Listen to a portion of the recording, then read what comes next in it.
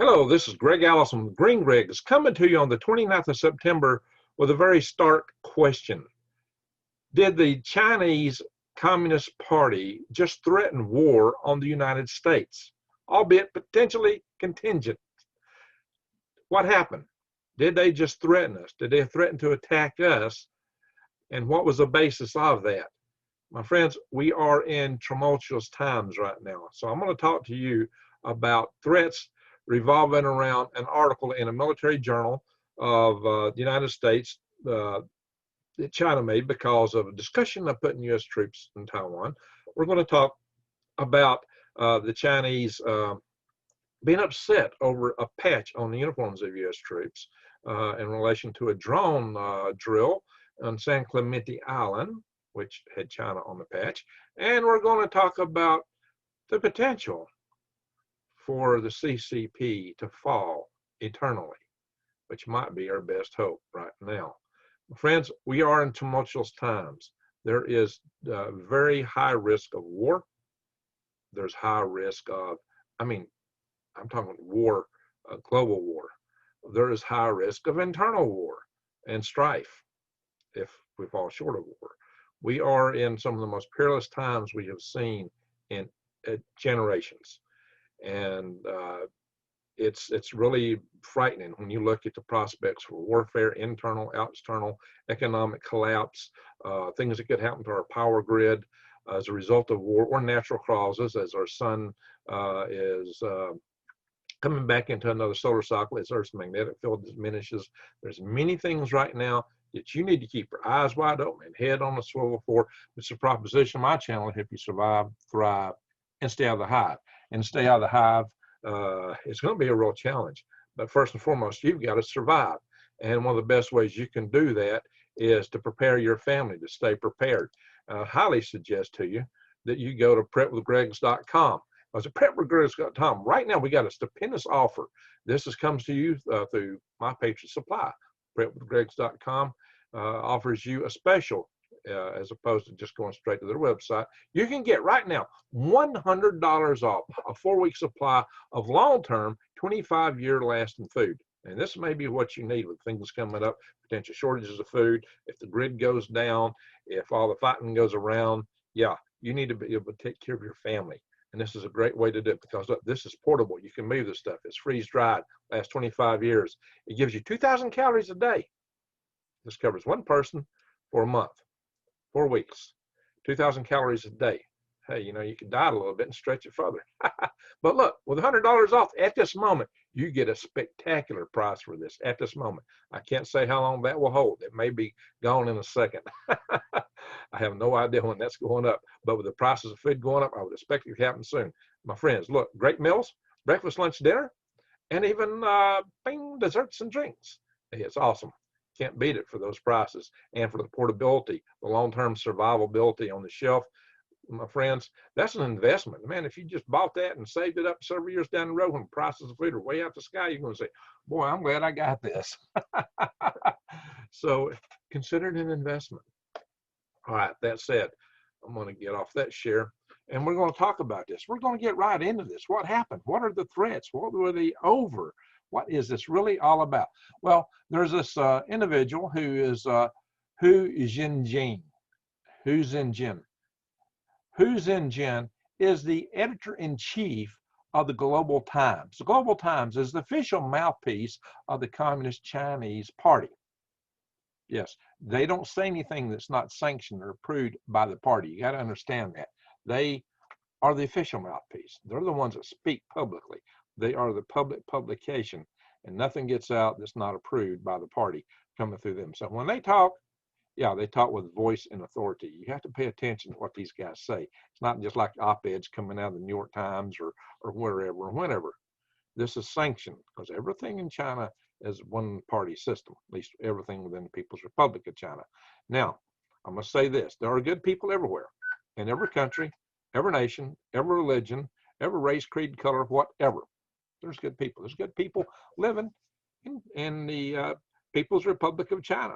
And even some of the lower levels, members of the CCP might be, you know, okay individuals. They're just kind of going along to get along. They have to survive, to eat. You know, they may not really and truly have their heart in that business. That's always a possibility. But the CCP has really gone belligerent with a lot of, especially on the leadership of Xi Jinping, and they have been challenging nations all around them. I believe there's something like 17 different border disputes that they have right now with countries all around them. They're claiming territories everywhere, not to mention the ones they already conquered, like Tibet, Inner Mongolia, the people of Xinjiang, the Uyghurs. You know, so let's have a look at and consider just what's being said and why it's being said. What does it mean for us? What does it mean for you? And what do you need to do to take care of and cover your family? So Hu Jinjin, the editor-in-chief of the Global Times, I'll call them Globus Times, made threats in reference to an article in a U.S. military journal called the Military Review. The article was titled, Deterring the Dragon, Returning U.S. Forces to Taiwan by Captain Walker D. Mills. Yeah, so like some D. Mills, right? But anyway, he was writing this article as a proposition to something he thought might bring stability to the region and keep China from invading Taiwan. You know, he thought this might be a good way to stop that. But the reaction I got was off the wall. Hu Jinjin said, once they take the step of returning U.S. forces to Taiwan, the PLA, which is the People's Liberation Army, will definitely start a just war to safeguard China's territorial integrity. Now, what they're saying in that is that Taiwan is within the sphere of territorial integrity of the PLA. The People's, the PLA, the People's Republic of China, PRC, which is, you know, the military is a PLA. Now, it just so happens that the Republic of China, which was the government of China before they were ran out by the insurgency known as the PRC, the People's Republic of China, was the government. They went to the island of Taiwan as refugees, basically, to maintain their freedom, to survive.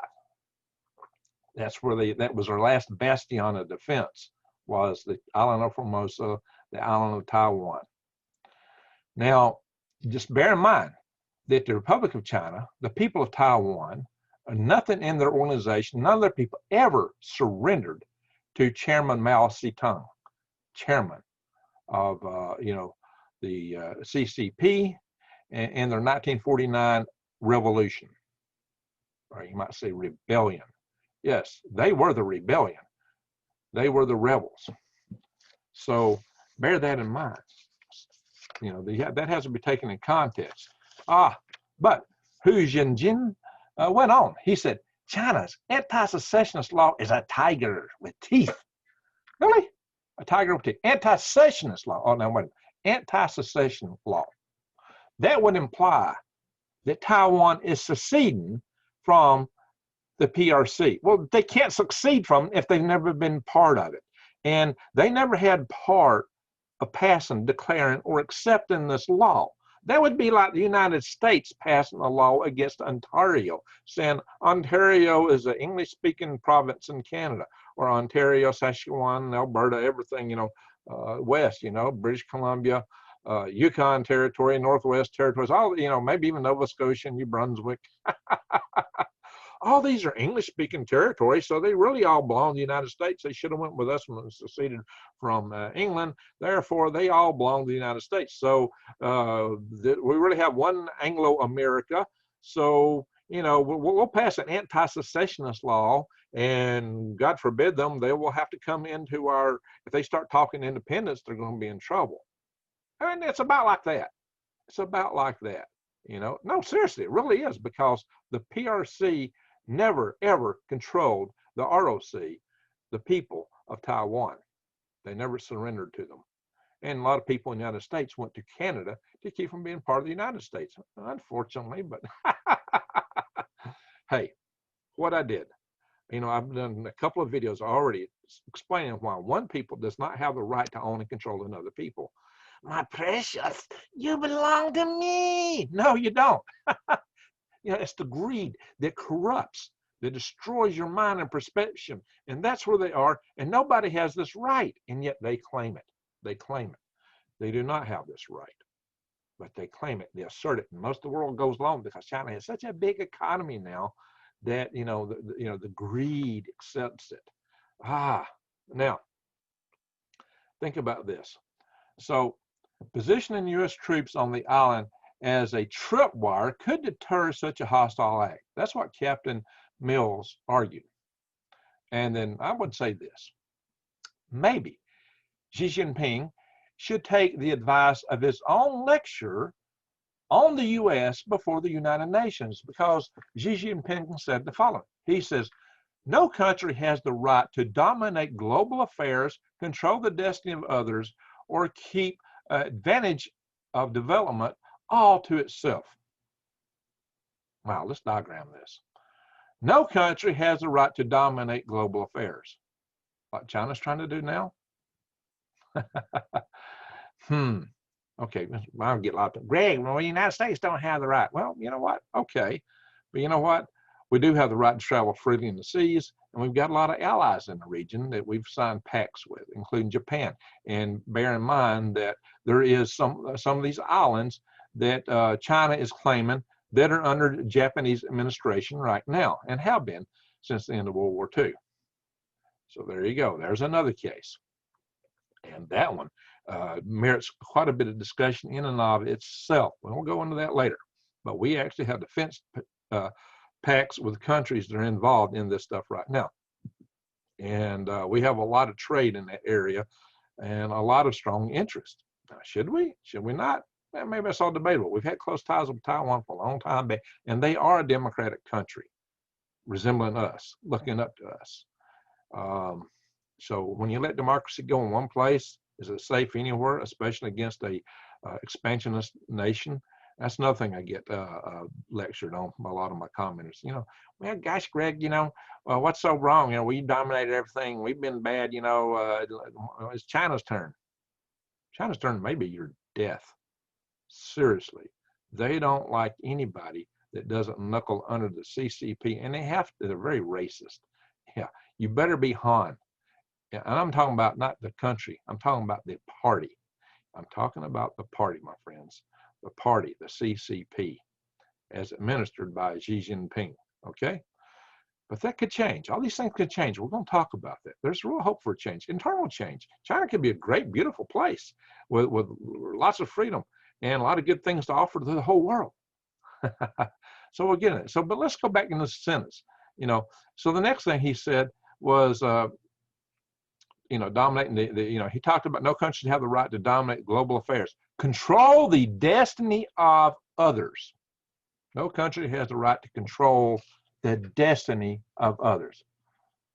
Xi Jinping, have you ever heard of the Uyghurs of Xinjiang? Maybe they don't want their destiny controlled in that open-air prison. You put 3 million of them in concentration camps, and you harvest their organs and such and so forth, and you put them into forced labor. Maybe they would like to take it and question you about this statement. Maybe they would agree with you on that statement and then ask you to enforce that and give them liberation. I think that's a great idea. How about Tibet? Does Tibet really want? Tibet had a leader, the Dalai Lama. You ran the Dalai Lama off. Maybe the people of Tibet would love to have the Dalai Lama back. What about the Inner Mongolians? You just told them they couldn't teach their own language in their own schools in their own territory. Interesting.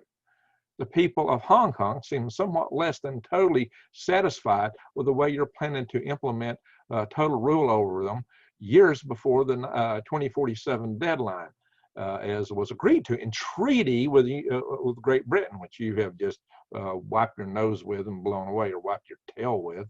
And then, the people of Taiwan, of course, they don't seem to be quite happy about just joining in with your party. Now, does that, what you're saying, what you say is a two-standard thing. It's okay for you to do anything, but nobody else. Ah, okay. Is that what it is there, Chairman?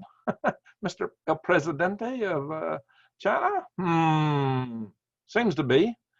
Yeah, and furthermore, he called for international order underpinned by international law. Oh, that sounds good. Except China doesn't seem to obey that either. Remember the islands that the Hague ruled against China on, that they were dominating from the Philippines? Beijing has very nationalistic interpretation of international law. They don't believe that. Just ask the Philippines, Vietnam, India, Japan, Indonesia, or any of their neighbors. Holy smoke. Yeah, or countries that aren't their neighbors. I mean, South China Sea, that is so far away from you, it doesn't match anything ever accepted in international law for how we operate on the seas, the high seas. It's never been accepted. One country can just go in and claim a giant chunk of ocean and for their own, start building on it out of nothing, put military bases there within what was the exclusive economic zones of all these other countries. That was within their exclusive economic zones. And, you know, gosh. So, but add more sauce to all this, the globalist times, the global times, which is the Chinese party mouthpiece, got agitated about another matter. It just so happens that the U.S. Air Force had some military drills named the Exercise Agile Reaper. They used 3 MQ-9 drones, Reaper drones. And what they were doing is they conducted airstrikes on mock targets on San Clemente Island, 60 miles off the coast of California. So it just so happens that these exercises on this island struck the Chinese Communist Party as being a drill to take back the island reefs they built up out of nothing from underwater atolls and in the South China Sea. For some reason, interpreting, man, maybe it had to do with the fact that the troops wore patches on their shoulders that were involved in this that had China. They wore a patch with red China on their shoulders. Interesting, huh? So the CCP cited this as evidence of U.S. aggression in the South China Sea because that patch did depict China. This exercise was seen as a drill for taking the artificial islands, built and occupied, of course, by the PLA in that South China Sea. Now, all that said, why is that important? Why is the South China Sea so important?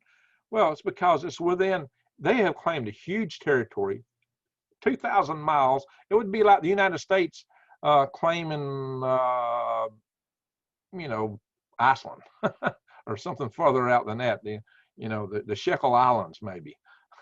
or the Shetland Islands, you know, claim something way off from here, you know, claiming, you know, Venezuela, you know, go 2,000 miles away and claim something is your country and your territory and your sovereignty. You know, they hit the 9-dash line. China's up here. The 9-dash line goes way down here within the like I said, the exclusive economic zones of all these other nations I just named. India's over there, but they have other border disputes with China. And it just so happens a third of the world's trade goes through this area within those militarist islands that they want to claim and control completely. Ironclad, you can't pass through here without their permission. Nobody can freely pass is the way they want to set it up. This is our zone. You can't come in. You can't play here. Interesting. It just so happens that this is claimed by several nations. Not only has it 1/3 of the world's shipping, but it has something like 11 billion gallons of oil and 190 trillion cubic feet of natural gas. That's what's believed to be in that sea, in that area. And all these nations should have a piece of that. But oh no, China's going to come in and just seize it all, even though it's way far removed from their territory. Interesting. This is a seizure. It's an invasion. It's theft on a global international scale. But, you know, it's interesting how China can say, oh, everybody's got to obey international law except us, because this is ours anyway. Because we've got this 9-dash line that somebody drew on a cartoon map in the 1950s. or whatever. No. Yeah. So they will not obey the UN when it's ruling against them. But as they're buying out more and more island nations out of the South China Sea, and the South Pacific, excuse me, who get a vote in the UN, they and other countries who are trading with them, who they're twisting with their, Belts and Roads Initiative to build bases in their countries, then they are getting votes.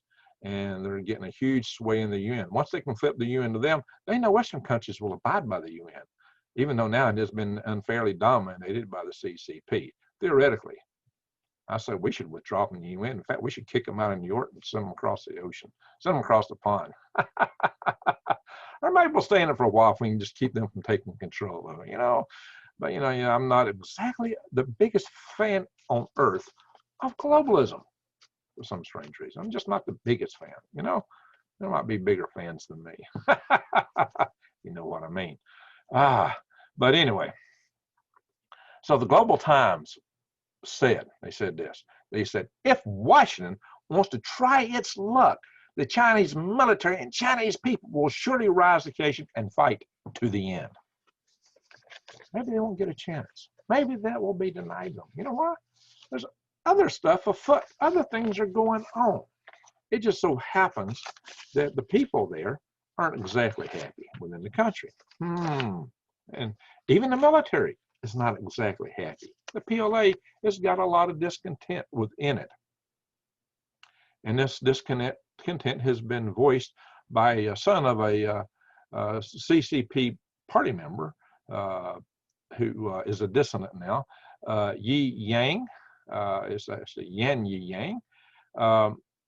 He was talking about these things, and he said that basically after that Galan Valley incident, in which the Indian Army really whipped the heck out of the Chinese Army, we know they had hand-to-hand combat, and we know that 20 Indian soldiers got planted.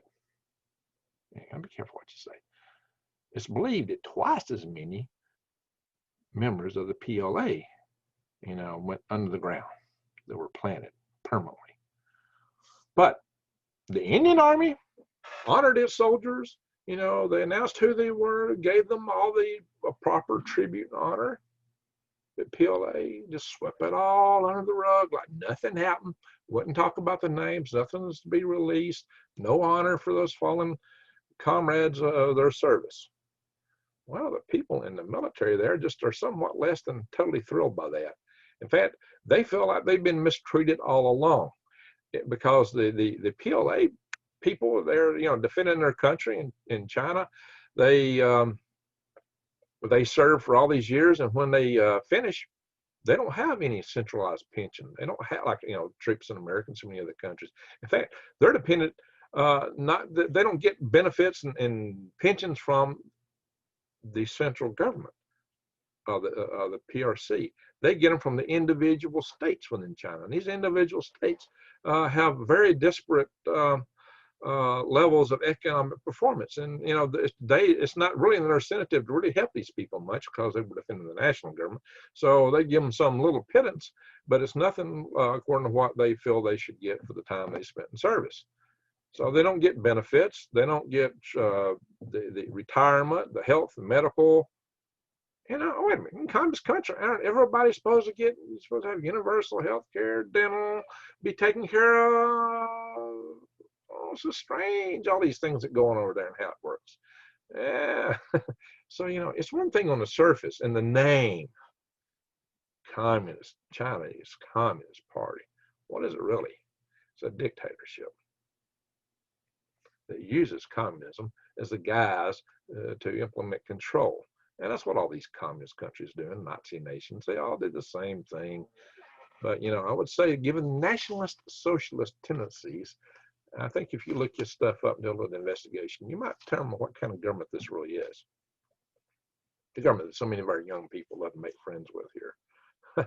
The government that's supporting some of the insurgents here in this nation, seemingly.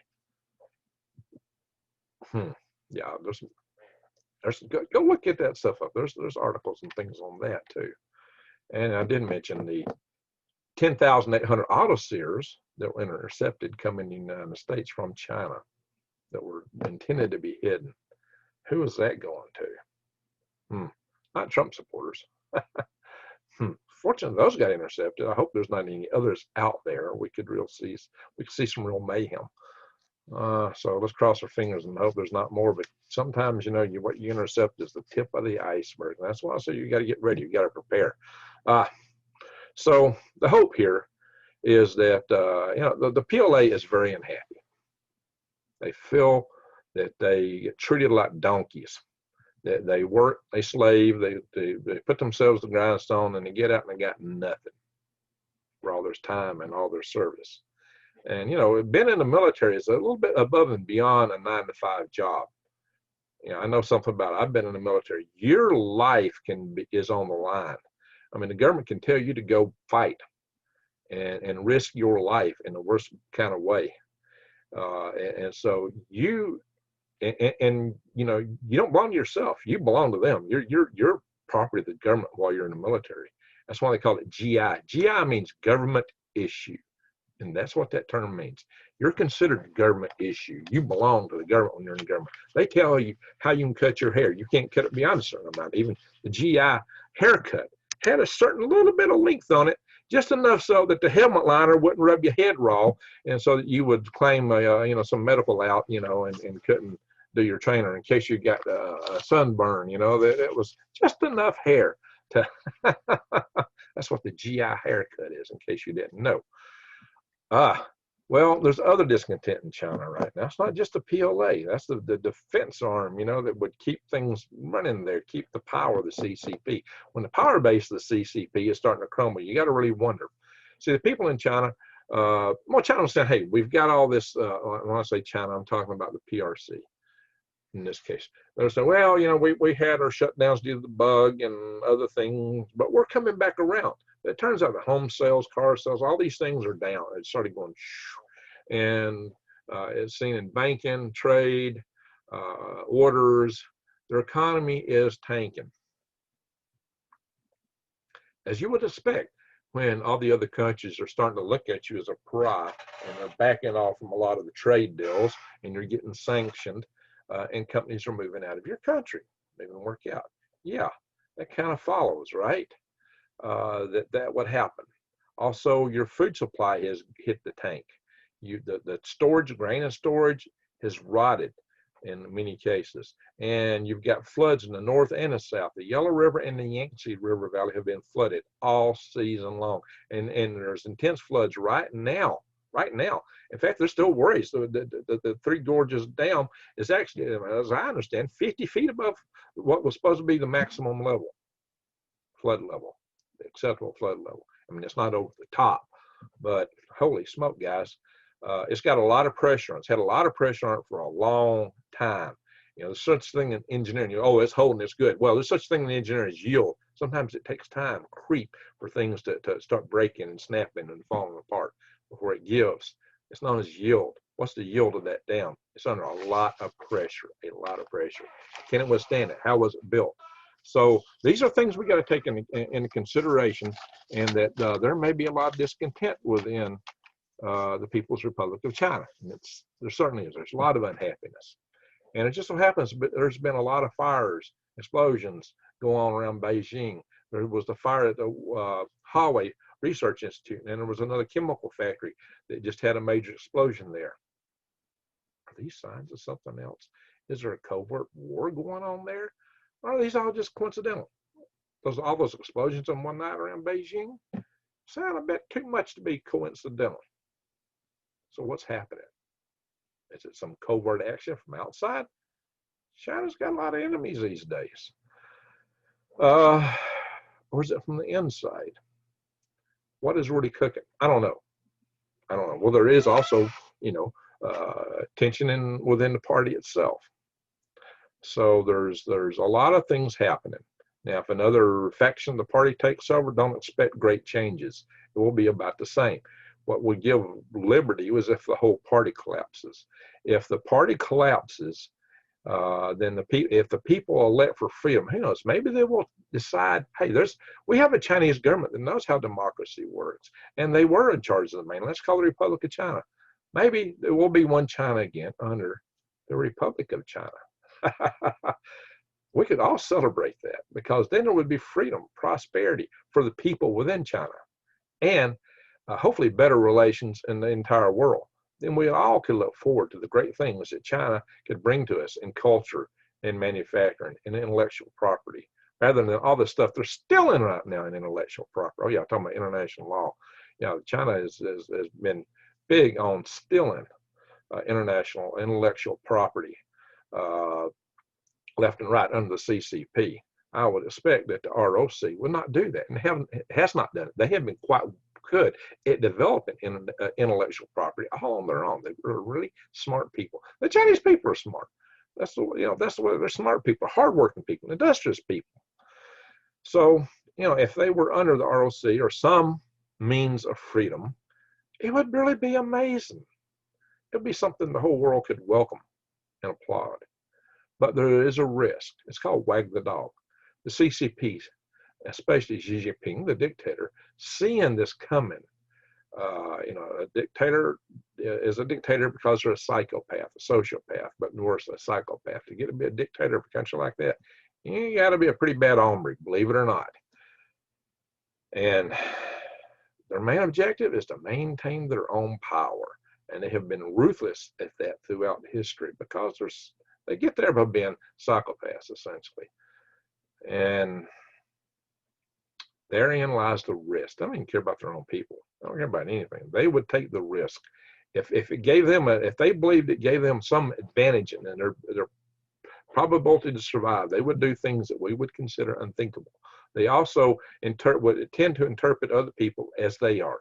They tend to look at us as they themselves are. They got there by being ruthless. They think everybody else is the same. And so you better watch that. And you better also watch my interviews with Dr. Peter Pry. They're very instructive. So my friends, we are at risk. We're at risk of a great conflict, because they may decide to wag the dog. Not to mention they want to take Taiwan anyway. So they may just go for it.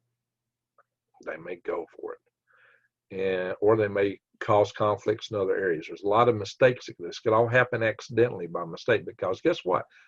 China's just decided not to abide by that line between Taiwan and China in the Strait of Taiwan.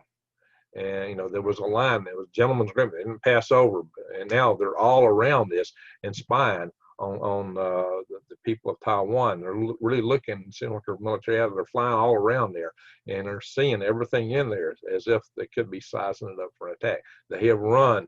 They criticize us for our exercise on San Clemente. Well, they've run the same kind of exercise against Taiwan, against the people there. So this is a very somber, serious time. And to further illustrate that, check out the city's trap. I've talked about it in some other videos. The city's trap is where rising power challenges and emplace power. And in the last 500, Thucydides was the very first historian in the world. He wrote about the Peloponnesian Wars. The term Thucydides trap, well, he wrote about the tensions also of a rising power against an established power. And it was Athens rising up against Sparta. Well, Sparta crushed Athens, as you know, over time. And so Thucydides was a really brilliant man. He really could see into that and the human nature of that, and the politics of it, the dynamics of it. And they really haven't changed. Human nature is the same as today as it was back then. We may have more technology, but probably they were more advanced then in the ideas of governance, because they spent more time thinking about that instead of electrons, which I work on. Governance. Yes, our founding fathers did not write an antiquated document. They are more sense about governance than people do today. They understood human nature. They understood what was important. They understood how to maintain freedom, because they had to deal with fighting against tyranny for so long. We've lost sight of that today, and we think we're smarter. No, we are not. Not one bit. We're still people. We just have technology. That's it. The technology distracts us often from understanding the nature of man, the heart of people, and our relation with the greater creator, perhaps. It's a big distraction. It keeps us even from relating to each other today. Very sad thing. We need to relate with each other. We need community. All that said, we have a lot of tension, a lot of strife. And we need to personally secure our families. Go to prepwithgreg.com. When you go there, I'm going to show you one other thing, and I'm also going to talk about seeds for a minute, and I'm going to wrap this up. I'm going to be here for a second.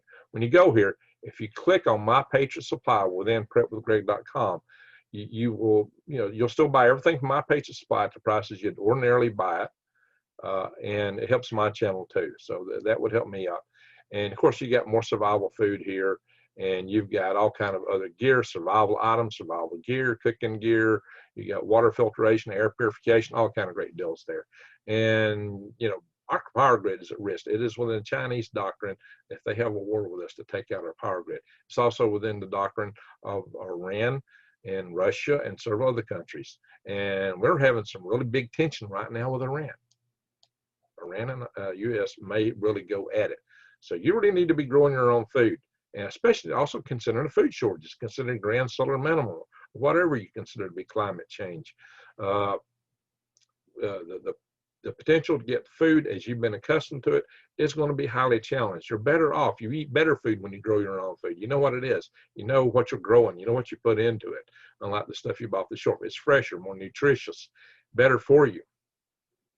And if you can't buy your own, at least buy from a local farmer. But as much as you can, grow your own. You can go here and get heirloom seeds, the kinds that you can replant and regrow.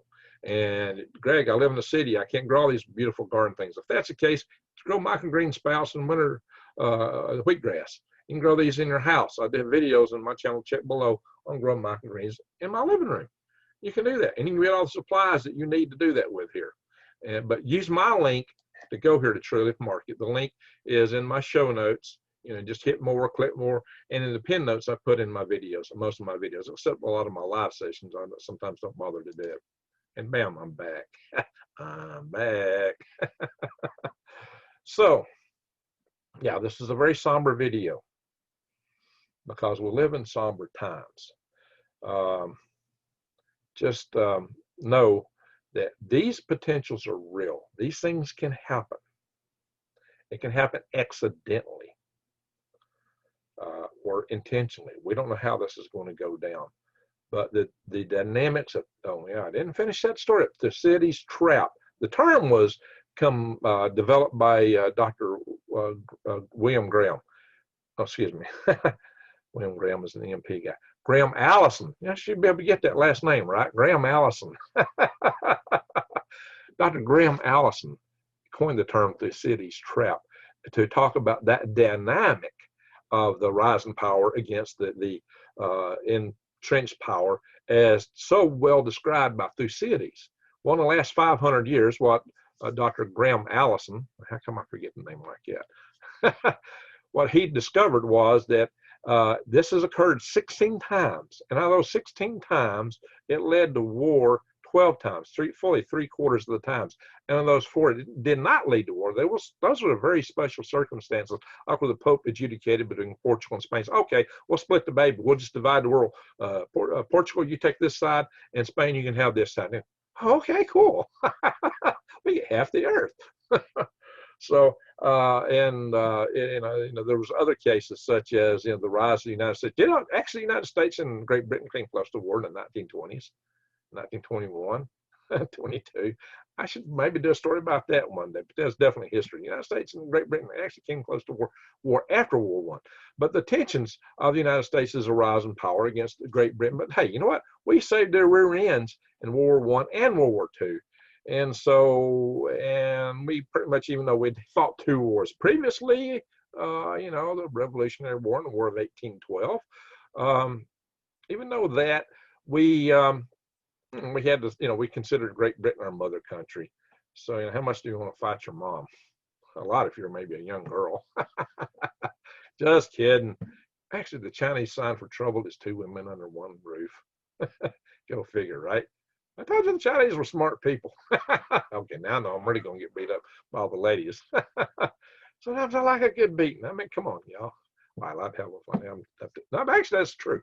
That is their symbol for trouble. Or that's what it was derived from. Oh, well. So, yeah, we get a lot of comments on that from those that have watched this far. Now, if you comment on that, I'll know you made it this far into the video. So, and I'll say thank you. So, Greg, that's funny. So, Greg, it's funny you mentioned that about the two women under one roof. Now, how many times we're a daughter and mom lived together for many years on one roof? Sometimes they get along fine. I just know my mom, you didn't get along with her mom. She got along with her grandmother. But her mom didn't get along with her mom. That's not with them. But you can always get along with the grandmother, seems to be. I don't know. That's just the history I've seen. It just kind of fits. But yeah, I'm sure that it's probably an exception, right? Okay. Seriously, though. Folks, get ready. Be prepared. We're living in very tumultuous times. Hopefully, if you're in China or know people there, say, hey, guys, this is something y'all can do to get your freedom. Where you at? I mean, this party is taking you down the roads of warfare. Is this where you want to go? Yeah, I don't want to instigate anything other than peace. I hope I can instigate peace. That all these things come about peacefully. The best thing you and I can do is pray and urge peace, because I do believe that in a multiverse, maybe I should do a special video on this topic. I've mentioned it in other videos and other channels, but I believe that God, in order to give us free will, created a multiverse. And I'll explain that later. But because of that, as I see it, the power of prayer is very powerful. That's why the Bible commands us to pray and some other things. That you channel your intentions by doing so, and you channel your reality into the alternate timelines of the multiverse. And by praying, we can do that. We can pray ourselves into a better place. Pray, meditate. I'm not telling you who to pray to or how to meditate to, although I do believe in the greater creator. You interpret that as you see fit. But I'm not a religious channel here, but I'm just saying, when it all comes down, we can make a big difference by meditating, by praying, by seeing the outcomes we want to see, and by being the change we want to be. Mostly by going out in the world and sharing our love. We do have love within us, and that's what we need to shine. Go out and shine your love light to the world, especially this could help with the internal strife we have in this country.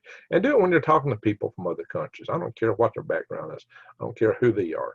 Try to be nice, cordial, even if they're perceived to be your enemy. Try to be nice, cordial. See what you can win around. Of course, we've been trying that with CCP for years. We thought all this trade, they would adopt our practices. Didn't work in that case. But the prayer, the power of intention are powerful. Don't forget it. But no matter what, when it all goes down, be right with your creator. But I believe in the end, freedom prevails. In the end, we're ahead. In the end, the greater creator has a plan. At least that's how I see it. But my friends, get ready. I'm not promising it won't be a very, very rough road. There's potential for a very rough road ahead. Very rough. Extremely, excruciatingly rough. That's the possibility.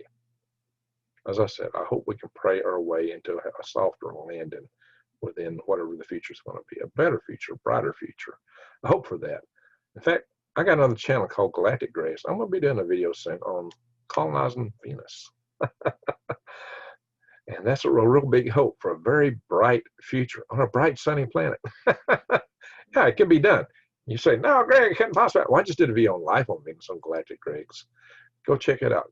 It's Galactic space G-R-E-G-S, no apostrophe, and only one G at the end. Put an apostrophe, you're going to get a comic book channel. I'm not into comic books. All right, my friends, enough said. We've talked for quite a while, but there's a lot going on. I just want you to be ready. So with that, I'm going to say thank you for watching, and goodbye.